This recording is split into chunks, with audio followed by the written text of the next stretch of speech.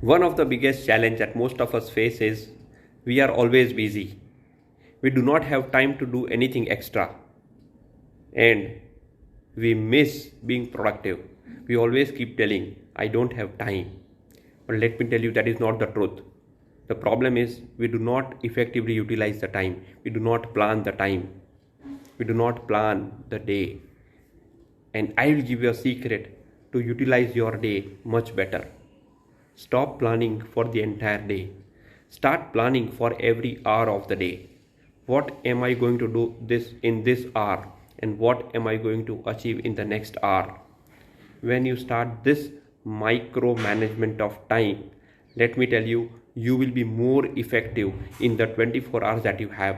You can do much more than what you have been doing in the past. And at the end of the day, you will feel much better with your efficiency, with your effectiveness. So start planning for every hour.